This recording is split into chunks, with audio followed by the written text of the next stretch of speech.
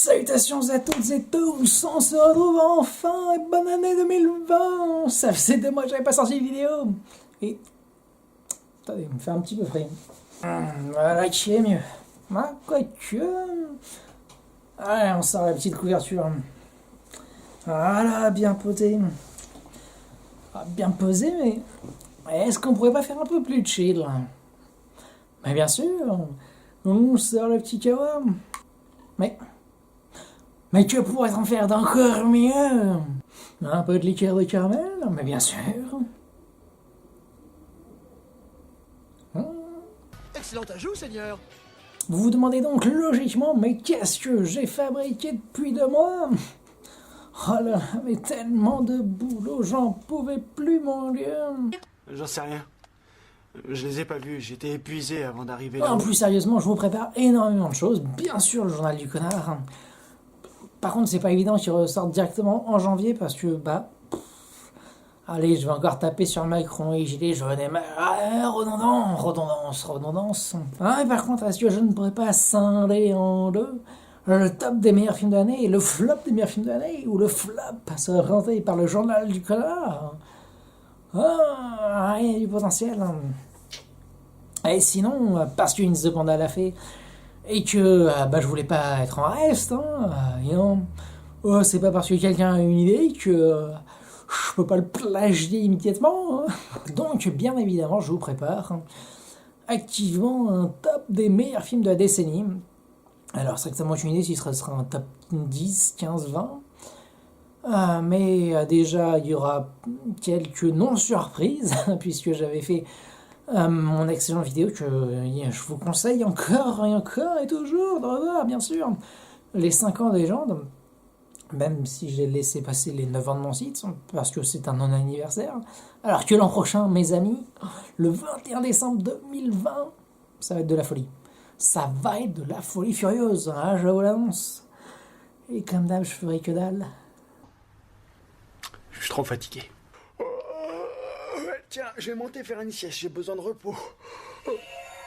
Et pendant ce temps-là, je suis en train de me refaire, comme vous l'aurez pu deviner avec les petits extraits sympathiques, je suis en train de me refaire Charmed et je suis dubitatif. J'ai un problème. Nous avons tous un problème. Êtes-vous bien dans la bonne réalité? Rien n'est moins sûr. Je regardais ça d'un air moqueur. Mais j'ai subi un syndrome de Mandela. Version assez vénère quand même, je dois l'avouer. Alors je vous demande à tous, ceux qui connaissent un peu Charmed, de mettre en pause la vidéo à partir du moment où je vous demande de vous remémorer la fin de la saison 3, avec ce moment tragique qui est la mort de Prue. Donc mettez en pause, je vous laisse un peu 2-3 secondes, histoire de vous remémorer tout ça. Vous rappelez ces mauvais souvenirs et de... oh non, Paige, mon Dieu, mais qu'est-ce qu'on a perdu au change? C'est hallucinant, même si on finit par l'apprécier à force, évidemment. Il me suffit de mettre une bombe bien gaulée, et puis ça passe. Ça passe.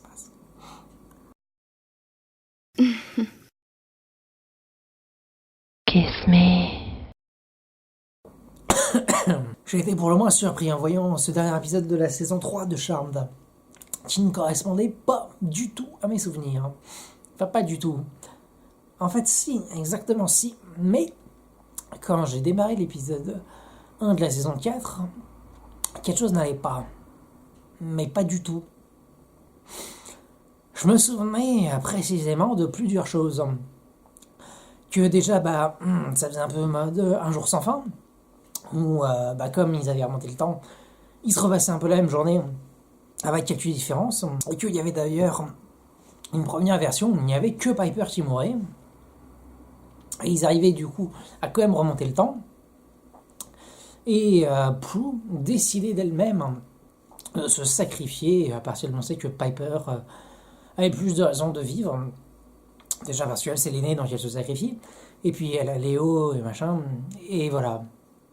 Donc en fait c'était un choix un peu de Prue, et je me souvenais d'ailleurs très bien que quand elle mourait, elle se retrouvait un peu dans les limbes et qu'elle avait une discussion avec Andy, le flic qui meurt en saison 1. Et il me semblait justement qu'ils avaient une petite conversation comme ça, et puis voilà. Et donc du coup je démarre la saison 4 et je fais mais c'est pas possible, il manque un épisode. Et donc je regarde sur internet et il y a plein de gens qui disent effectivement il manque un épisode, et ce serait apparemment suite aux brouilles entre Chan Doherty et Alyssa Milano que du coup ils ont décidé de supprimer l'épisode des coffrets DVD et compagnie, et que effectivement plein de gens se rappellent de l'épisode parce qu'ils l'ont vu à l'époque, qui a été diffusé sur les chaînes, et que c'est pour ça qu'il y a plein de gens qui disent mais où est passé l'épisode 23, parce que plein de gens s'en souviennent ou pas. Parce que après, je me suis un peu posé des questions.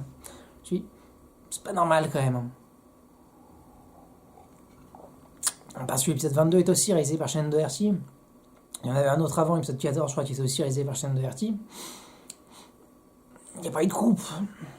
Non, mais non, ça me semblait pas logique. Surtout que les coffrets Blu-ray sont ressortis récemment. Et Alyssa Milano et Shannon Doherty s'entendent très bien maintenant. Et elles sont même prêtes à revenir ensemble pour refaire un film Charmed sur Netflix. C'est temps pour parler. Sachant qu'on avait eu une saison 10 et 11, ou 9 et 10, je sais plus, en 9 et 10, très probablement, ouais, en comics, et pour revenir à la vie après, et on avait le pouvoir des 4. Donc, non, ça me semblerait pas logique qu'ils essaient de supprimer un épisode comme ça, surtout que du coup ça marcherait moins bien. Et puis je me suis dit, franchement, je l'avais très mal vécu à l'époque. Et ça me semblerait pas illogique que justement ça s'arrête à l'épisode 22 et qu'on arrive à la saison 4 en mode ils savaient même pas forcément à l'époque qu'ils allaient effectivement virer Shannon Doherty. Ils avaient un peu laissé en suspens voir si les négociations allaient aboutir. Elles sont pas abouties, donc voilà. Et en y réfléchissant bien, Barbas ou Barabbas, un truc comme ça, celui qui manipule le temps, on l'avait déjà vu avant, on avait déjà eu un épisode comme ça où il y avait une boucle temporelle. Et effectivement, à la fin de la saison 1, quand il y a Andy qui meurt, on a le passage dans les limbes où ils se parlent comme ça et machin. Et où, voilà, par exemple, c'est Andy qui a choisi de se sacrifier, bidule. Donc j'ai quand même bien l'impression que je suis pas le seul et qu'on est au moins plusieurs milliers à s'être dit, mais dis donc, il me semblait que machin bidule, et qu'il y avait un épisode 23. Alors qu'en fait, très probablement, on a tous imaginé de la merde en se rappelant des épisodes précédents et en faisant un boulgan à notre cerveau en se disant on essaye de reconstituer les schémas manquants, parce qu'il y a quand même donc, il y a un jump time entre le premier épisode, enfin le dernier épisode de saison 3 et le premier épisode de saison 4. D'où les gens qui se disent ah, mais il me semble que justement c'était le cas à l'époque, en y réfléchissant bien. Donc dites-moi dans les commentaires, les 2-3 personnes qui ont vu Charmed et qui regardent cette vidéo, si effectivement effet Mandela ou pas. C'était mon petit débat du début de l'année. En attendant de me refaire tous les films auxquels j'ai mis 4,5 ou 5 étoiles au cours des 10 dernières années. Il y en a quand même une bonne vingtaine. Hein. Eh oui. Donc certains que j'ai peut-être un peu surnoté sur le coup en mode « Oh mon Dieu, c'était génial !» Puis effectivement, c'était très bien, mais peut-être pas 4,5, peut-être que 4. Et il y a un petit 4 étoiles que j'ai quand même envie de mettre dans mon top 10 de la décennie. Donc j'essaye de m'arranger un peu. Puis de toute façon, ça va être mon top, donc indiscutable. Voilà.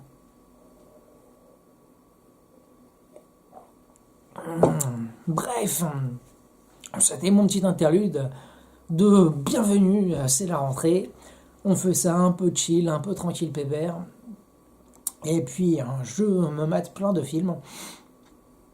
En ce moment, peut-être que vous voyez pas beaucoup d'activités sur mon site internet, c'est normal.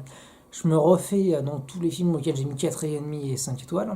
Et j'essaie de me renseigner sur les très bons films de l'année déjà, ou de la décennie que j'ai pu un peu rater, machin. Donc, j'attends que les autres youtubeurs fassent leur top à eux, histoire que je m'en inspire un peu et que je regarde si j'ai loupé des trucs. Puis si ça vaut le coup que je m'y intéresse, parce que clairement In the Panda, on n'a pas du tout les mêmes goûts. Et les 3 quarts des films qu'il a mis dans son top, c'est des films auxquels je ne mettrais même pas forcément la moyenne. La misère humaine, ça m'intéresse pas de m'y plonger dedans. Ah et on me met dans la merde et on dit ça pue. Ah, c'est étonnant. Non merci, non. Et il y aura donc peu de surprises par rapport effectivement aux quelques que j'ai cités dans mes 5 ans de légende. Et bon bah vous me connaissez, science-fiction, best genre ever. Pour l'instant mon top 10 il y en a quand même 9 qui sont de la SF. J'essaye de bosser un peu dessus mais préparez-vous à une avalanche de science-fiction. Mais oui, non mais il y a eu tellement de bons films. Et déjà, post-spoiler, il n'y aura ni Gravity ni Interstellar. Si j'avais fait un top 50 ou même un top 30 limite, ça aurait pu. Mais déjà, Gravity, je l'ai un peu surcoté vite fait parce que c'était quand même une sacrée expérience en cinéma, en D-box, machin bidule. Donc, waouh, c'était violent. Il y en a comme ça que j'ai un peu surcoté sur le coup, en mode oh putain de spectacle exceptionnel. Il y en a quelques-uns, notamment les gros films blockbusters, machin bidule, un peu surcoté des fois. Un peu. Mais pas tant que ça, pas tant que ça. Mais déjà, c'est quand même un crève-cœur, mais John Carter n'y sera pas non plus. John Carter n'y sera pas non plus. Et je parle que de films de SF. Non, mais il y en a 25 sur 30, un truc comme ça. Vous n'avez pas idée. Mais je vais essayer de creuser pour voir si j'ai pas loupé un peu des trucs autres. Mais déjà, comédie, j'ai de plus en plus de mal à rire franco-banco. Puis même si je ris franchement, ça dépasse pas les 4 étoiles, quoi. Non, mais bon. Hein. Allez, prenez soin de vous, regardez des films, continuez de vous cultiver, jouez à des jeux vidéo, surtout les JRPG. Et les Mass Effect, c'est la base de la base de la base.